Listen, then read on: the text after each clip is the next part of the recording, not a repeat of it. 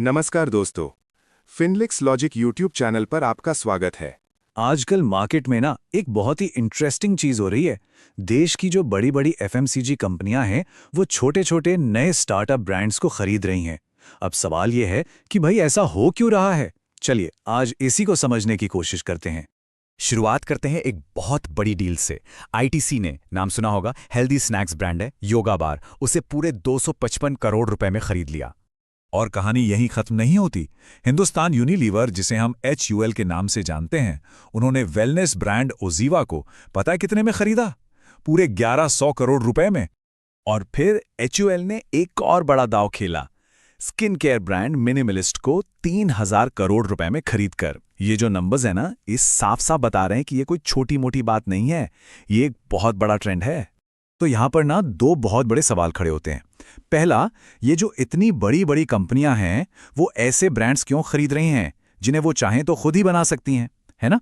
और दूसरा सवाल कि अगर इन छोटे ब्रांड्स में इतनी ही जबरदस्त ग्रोथ है तो फिर इनके फाउंडर्स इन्हें बेच क्यों रहे हैं? अच्छा, इन दोनों सवालों के जवाब को समझने के लिए ना हमें सबसे पहले एक टर्म को समझना होगा जो इस पूरे खेल के सेंटर में है, और वो है D2C। तो D2C का मतलब है डायरेक्ट टू कंज्यूमर। मतलब एक ऐसा बिजनेस मॉडल जहां कोई कंपनी अपना प्रोडक्ट सीधा कस्टमर को बेचती है, आमतौर पर ऑनलाइन अपनी वेबसाइट के जरिए। इसको ना ऐसे समझिए, जो पुराना ट्रेडिशनल तरीका है उसमें कोई भी प्रोडक्ट फैक्ट्री से हम तक पहुंचने में एक लंबी चेन से गुजरता है। स्टॉकिस्ट, होलसेलर, डिस्ट्रीब्यूटर, दुकानदार और फिर जाकर हम तक। लेकिन D2C में सीधा ब्रांड से कस्टमर तक, बीच में कोई नहीं, एकदम डायरेक्ट। चलिए अब पहेली के पहले हिस्से पर आते हैं कि आखिर ये बड़ी बड़ी कंपनियां इन ब्रांड्स को खरीद क्यों रही हैं। देखिए, इसके पीछे मोटे तौर पर 4 बड़े कारण हैं। पहला, ये नई पीढ़ी यानी जेन ज़ी को अपनी तरफ खींचना चाहती हैं। दूसरा, ये उन ब्रांड्स की लॉयल कम्युनिटी तक पहुंचना चाहती हैं। तीसरा, इन्हें चाहिए रॉकेट वाली ग्रोथ। और चौथा, इन्हें एक बना बनाया टेस्टेड सोल्यूशन मिल जाता है। तो पहला कारण है जनरेशन गैप। देखिए, जो पुरानी पीढ़ियां थी ना, वो एक ही ब्रांड के लिए जीवन भर लॉयल रहती थी। उनके महीने का सामान फिक्स होता था। लेकिन जेन ज़ेड, वो कुछ नया, कुछ फ्रेश, कुछ अलग चाहती है। उन्हें लगता है कि उनके पेरेंट्स के ब्रांड्स अब बोरिंग हो गए हैं, और ये नई चीज उन्हें मिलती है D2C ब्रांड्स में। अब आते हैं दूसरे कारण पर, जो है कम्युनिटी की ताकत। D2C ब्रांड सिर्फ सामान नहीं बेचते, वो एक कम्युनिटी बनाते हैं। जैसे शुगर कॉस्मेटिक्स ने लोगों को मेकअप करना सिखाया, मिनिमलिस्ट ने स्किन केयर के बारे में एजुकेट किया, गौरव तनेजा को ही देख लीजिए, उन्होंने एक पूरा कंटेंट एम्पायर खड़ा कर दिया। तो ये ब्रांड्स ना एक भरोसा बनाते हैं, एक लॉयल ऑडियंस बनाते हैं जिन तक बड़ी कंपनियां आसानी से नहीं पहुंच पाती। तीसरा और बहुत बड़ा कारण है ग्रोथ की रफ्तार। देखिए, पिछले कुछ सालों में जहां ट्रेडिशनल एफएमसीजी कंपनियों की ग्रोथ करीब 9% रही, वहीं D2C ब्रांड्स ने लगभग 40% की, मतलब रॉकेट वाली स्पीड से ग्रोथ दिखाई है। और इन बड़ी कंपनियों को यही स्पीड चाहिए। और चौथा कारण तो बिल्कुल सीधा सा है, क्यों स्क्रैच से बनाना जब बना बनाया मिल सकता है।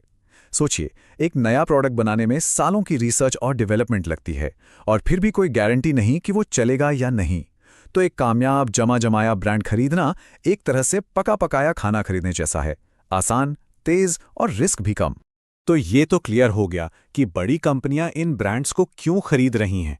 लेकिन अब कहानी के दूसरे पहलू पर आते हैं। आखिर ये D2C फाउंडर्स अपना इतना सक्सेसफुल बिजनेस बेच क्यों रहे हैं? असल में इन D2C फाउंडर्स के सामने एक बहुत बड़ी चुनौती होती है।